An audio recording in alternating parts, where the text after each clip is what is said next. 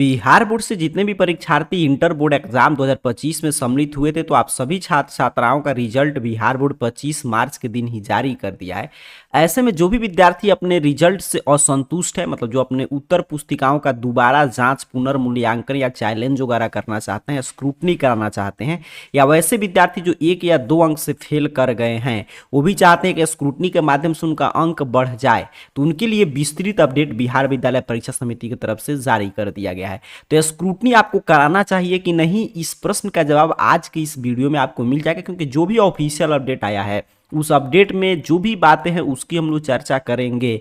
उसके साथ साथ मैं पिछले साल का स्क्रूटनी का पूरा 2-3 मार्कशीट आपको देकर स्थिति क्लियर कर दूंगा कि स्क्रूटनी कराने के बाद कितना अंक बढ़ता है। तो अगर आप भी सोच रहे हैं स्क्रूटनी के बारे में, तो आपको स्क्रूटनी के लिए आवेदन करना चाहिए कि नहीं, पूरा ऑफिशियल अपडेट में क्या है ये, और सबसे महत्वपूर्ण कि पिछले साल का 2-3 महत्वपूर्ण मार्कशीट में आपको दिखाकर समझाऊंगा कि स्क्रूटनी से पहले कितना अंक था, कितना बढ़ा या घटा, इस सारे प्रश्न का जवाब मिल जाएगा।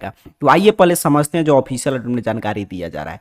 यहां पे बताया गया कि बिहार बोर्ड की तरफ से जारी किया गया ऑफिशियल अपडेट है। बताया जा रहा है कि इंटरमीडिएट वार्षिक परीक्षा 2025 की उत्तर पुस्तिकाओं के स्क्रूटनी कराने के संबंध में आवश्यक सूचना।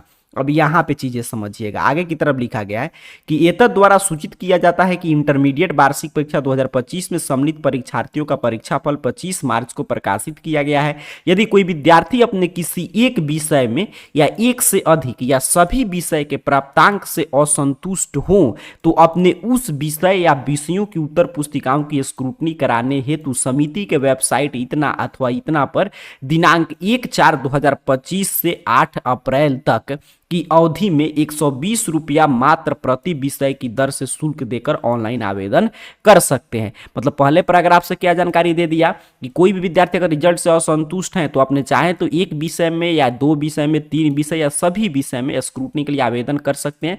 1 अप्रैल से पोर्टल ओपन होगा और 8/4 तक इसके लिए आप आवेदन करेंगे। 120 रुपया आपसे आवेदन शुल्क लिया जाएगा, यहाँ पे क्लियर कर दिया गया। मतलब एक विषय का 120 रुपया, जितना विषय का आप कराएंगे उसी हिसाब से आपको आवेदन शुल्क देना होगा।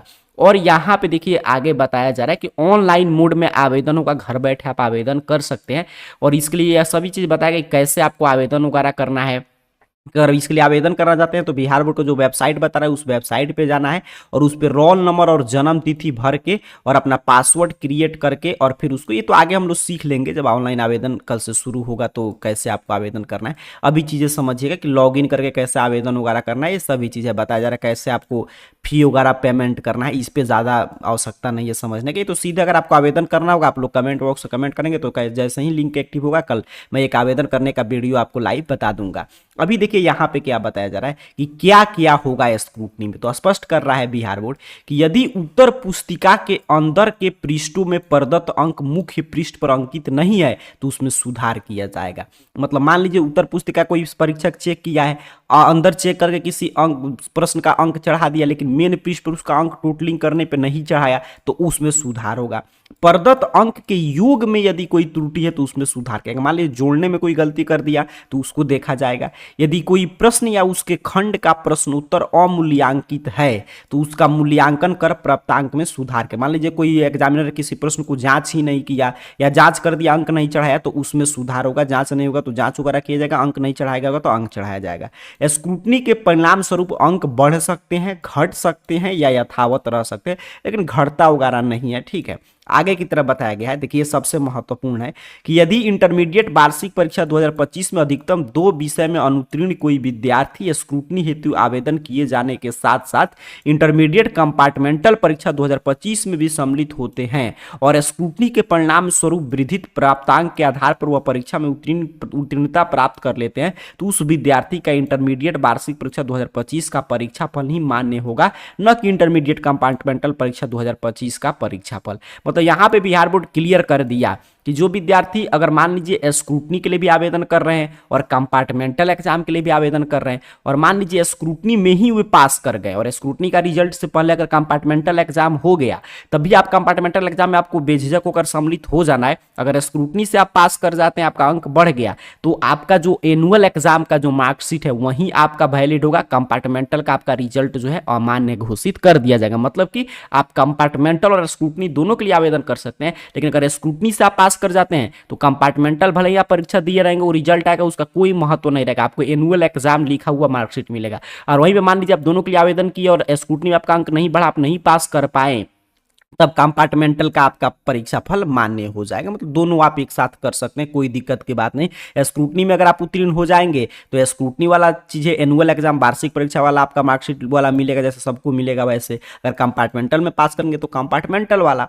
अब यहाँ पे बिहार बोर्ड स्पष्ट कर दिया कि कॉपी, अब ये मैं जो बार बार बताता हूँ कि ये मत सोचिएगा कि 5 मतलब कि अंक ये प्रश्न था वो जांच करके से परीक्षक 2 अंक दे दिया, आप चाहते हैं कि मैं पूरा सही लिखा मुझे 5 में 5 मिले, तो ये सब चीजें नहीं होगा। और ऑब्जेक्टिव में तो कोई मूल्यांकन होगा नहीं, क्योंकि ऑब्जेक्टिव तो ऑलरेडी मतलब कि कंप्यूटराइज मशीन से चेक हुआ है। सब्जेक्टिव का ही आप ये सब चैलेंज वगैरह कर सकते हैं।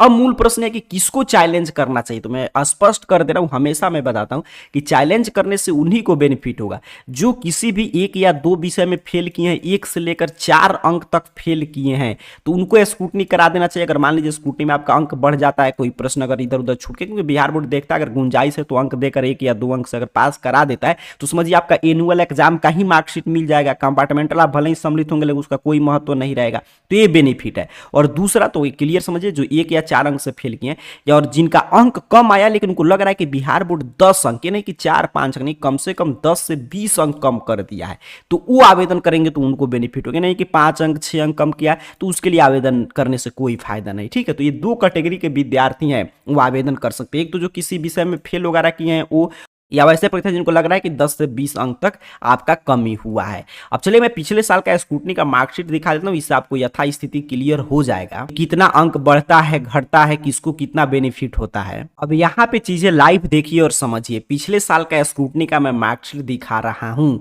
तो यहाँ पे देखिए विद्यार्थी हिंदी के लिए स्क्रूटनी कराया था, ठीक है, इसका 79 नंबर था। और इसको देखिए फिर न्यू मार्क, यहाँ पे देख रहे हैं कि ओल्ड मार्क कितना था और नया मार्क इसको कितना मिला, 79 नंबर ही रह गया। रिमार्क में लिख दिया नो चेंज, कि मतलब नंबर में कोई बदलाव नहीं हुआ है।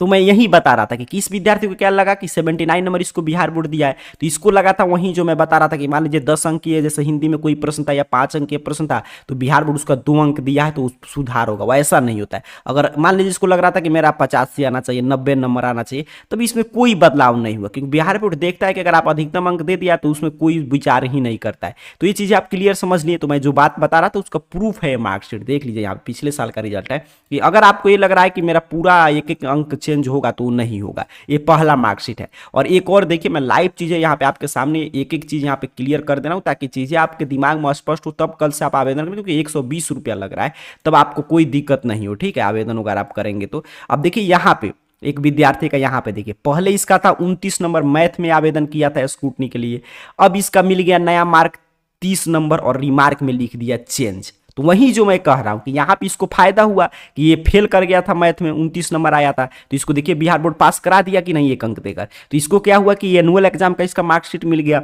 इसको कंपार्टमेंटल वगैरह में सम्मिलित नहीं होना पड़ा, और यहाँ पे चेंज यहाँ पे लिख दिया रिमार्क में, मतलब नंबर बदल गया। तो देखिए इसीलिए मैं बोलता हूँ कि उन्हीं को फायदा होगा जो 1 से लेकर मैक्सिमम 4 अंक तक फेल किए, तो वो चीजें इस पर रिक्स ले सकते हैं। वो हो सकता है मुझे रिक्स ही आप ले रहे हैं, हो सकता है जरूरी नहीं कि सबका ही बदल दे बिहार बोर्ड, लेकिन जहां पे गुंजाइश दिखाई देगा वहां पे बदल देगा, पास वगैरह करा देगा। यहाँ पे आप देख रहे हैं जैसे आपके सामने है, चीजें स्पष्ट है, यहाँ पे आपने देखा। अच्छा, तीसरा भी मार्कशीट में दिखा दे रहा हूं कि जो मैं ये कह रहा था आपसे कि हाँ कि अधिकतम अगर 10-20 अंक लगता है, बिहार बोर्ड आपका कम कर दिया है तो आपका बढ़ेगा। जैसे मैट्रिक का पिछले साल का एक स्टूडेंट का मैं मार्कशीट दिखा रहा हूँ, यहाँ पे उसका सोशल साइंस में काफी कम अंक आ गया था, मैंने खुद उसका चेक किया था, तो मैंने बोला स्क्रूटनी करो, तो स्क्रूटनी कराया। अब देखिए इसका स्क्रूटनी में ये नहीं कि अंक नहीं बढ़ता है, यहाँ पे देखिए 45 अंक मात्र बिहार बोर्ड दिया था, देख रहे हैं ना यहाँ पे 45 अंक, और नया नंबर देखिए इसको कितना मिल गया, नया नंबर में 70 नंबर। अब समझ रहे हैं 45 से 70 जो है, और यहाँ पे चेंज लिख दिया कि इसका नंबर बदल गया, कितना डिफरेंट है, इतना बिहार बोर्ड कम किया था।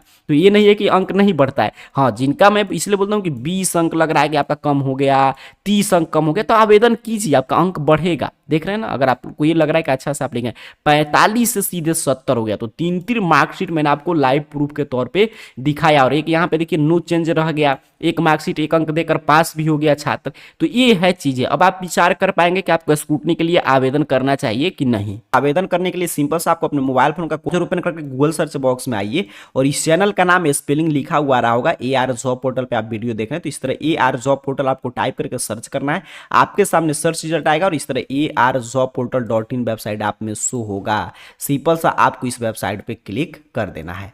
यहाँ पे आप जैसे ही क्लिक करेंगे आपके सामने देखिए ARJobPortal.in, यही नाम आपको टाइप करके सर्च करना था।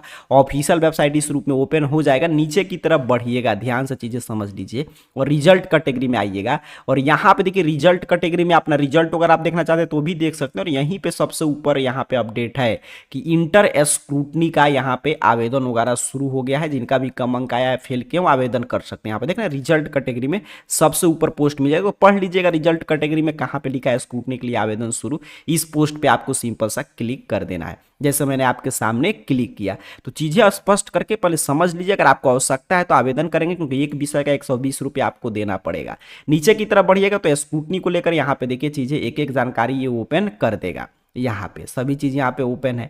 यहाँ पे डेट वगैरह है कि 1 अप्रैल से 8 अप्रैल तक आवेदन वगैरह कर सकते हैं। जो भी ऑफिशियल डेट था वो चीज़ें यहाँ से आप पढ़ सकते हैं। पूरा जानकारी है, कितना फी वगैरह लग रहा है, क्या क्या होगा। यहाँ पे नीचे की तरफ बढ़िएगा तो यहाँ पे आवेदन का लिंक है, तो कल जैसे ही लिंक एक्टिव होगा यहाँ पे लिंक पे क्लिक करके आवेदन वगैरह आप कर सकते हो। यहीं से आपको स्थिति चेक करना होता है, मतलब अपना रिजल्ट वगैरह देखना होता है कि क्या कुछ सुधार हुआ कि नहीं है स्क्रूटनी में।